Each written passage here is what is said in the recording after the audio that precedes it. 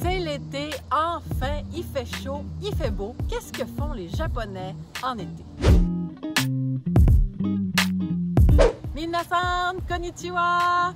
Alors l'été au Japon, c'est une saison chaude, c'est une saison très humide pour la plupart des régions japonaises. On se rappelle que le Japon, ce sont des îles très proches du Pacifique, donc vous avez cette humidité-là qui vient se joindre à la chaleur, donc faites attention en été. Mais qu'est-ce qu'ils font les Japonais? Ils sortent quand même. On aime beaucoup les festivals japonais. En été, il y en a partout. Toutes les villes vont avoir leur festival particulier. Moi, j'ai habité Kyoto, donc le festival le plus connu à Kyoto, c'est le Gion Matsuri, avec des grands chars allégoriques qui passent à travers la ville de Kyoto. Mais il y a des tout petits festivals aussi. C'est surtout la soirée qu'on va voir les animations les plus intéressantes se passer. Donc, vous allez avoir plein de petites boutiques de restaurants qui viennent s'installer, des yatai qu'on appelle. Et là, vous pouvez aller vous chercher la nourriture que vous préférez. Le yakisoba, des takoyaki, et vous mangez ça avec vos amis. Et c'est vraiment un beau moment. Parfois, il y a les feux d'artifice. Les feux d'artifice vont être par période, interrompus.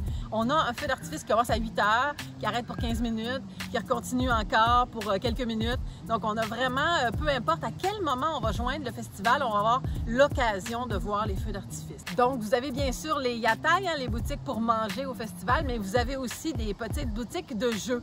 Donc, dans les dessins animés, on les voit souvent essayer d'attraper des poissons rouges avec un petit filet, sauf que le filet est fait en papier de riz et ça prend pas de temps quand vous avez essayé 2-3 fois qu'il y a un trou qui se perce, bien sûr. Le but n'est pas que vous gagniez. Vous avez aussi un jeu avec des bulles d'eau, donc si on veut des petits ballons d'eau que vous pouvez essayer d'attraper avec une petite pince. Donc, toutes sortes de jeux comme ça que les gens font et qui vont ramener des petits cadeaux, soit la petite bulle d'eau, soit le petit poisson rouge comme ça.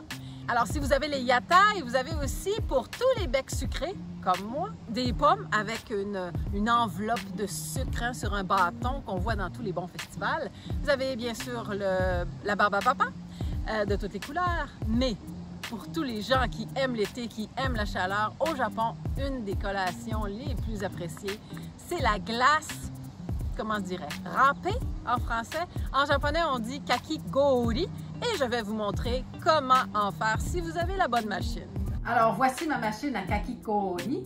Il y en a des automatiques au Japon qu'on peut brancher directement dans l'électricité, sauf que comme on n'a pas le même courant ici en Amérique qu'au Japon, c'est un peu délicat de ramener des machines pareilles.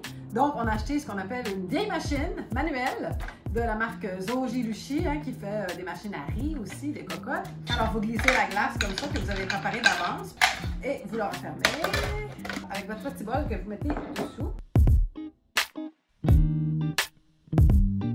Alors voilà, j'ai ma glace râpée.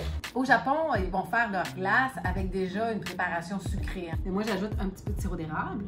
C'est toujours excellent, ça fait une belle touche québécoise. Et j'ajoute des fruits confits japonais. Donc, du yuzu confit sur le kakigori. Ça fait rafraîchissant. Et vous prenez une cuillère pour déguster. Bon appétit! L'été, c'est aussi le moment où les Japonais se réunissent autour d'un feu si on habite en campagne ou d'une chandelle ou de plusieurs si on habite dans les villes. Et le soir, quand il fait très noir, autour de cette seule lumière, on se raconte des histoires de peur. さて皆さん、これから僕がお話しするのは実話です。 En plein milieu du mois d'août, on fête Obon, qui est la fête des morts. Et ces 3 jours-là, en fait, ces 3 jours de fériés qui sont consécutifs, permettent aux Japonais de voyager, de retourner dans leur famille pour aller honorer leurs ancêtres. C'est un moment très, très important pour les Japonais. Et ce qui est intéressant, c'est qu'à Kyoto, où j'habitais, on a à la fin de Obon, pendant le dernier jour, on allume de grands caractères dans des montagnes qui entourent la cité. Et ces caractères-là, c'est pour indiquer aux esprits des morts qui cherchent à revenir dans la ville que ce n'est pas le chemin du paradis, mais que le chemin du paradis est vers les cieux. Donc vraiment, c'est aussi ça, l'été au Japon. C'est un moment pour se rappeler des gens qu'on a aimés, des gens qui nous ont quittés il n'y a pas si longtemps, et leur dire qu'on les aime pour cette année-là. c'est que l'été, c'est pas juste une saison chaude, une saison de fête, une saison où on va à la mer et on partage un suika, un fameux melon d'eau japonais qui coûte très cher et qu'on partage avec notre gang d'amis. Mais c'est aussi la saison des devoirs de vacances parce que vous êtes bien sûr en congé d'école pendant 1 mois et demi, mais le professeur, avant de partir, ne voulait pas que vous oubliez pour la prochaine session qui s'en vient à l'automne et vous avez donné plusieurs devoirs. Les avez-vous oubliés, comme bien des étudiants japonais? Alors, au mois d'août, c'est la course pour aller trouver l'ami qui, lui, avait pensé à les faire pendant ses temps libres et qui va vous aider à compléter le tout et à terminer le livre qui était un petit peu trop épais pour s'y prendre à la dernière minute. Alors, bonjour tout le monde, matane!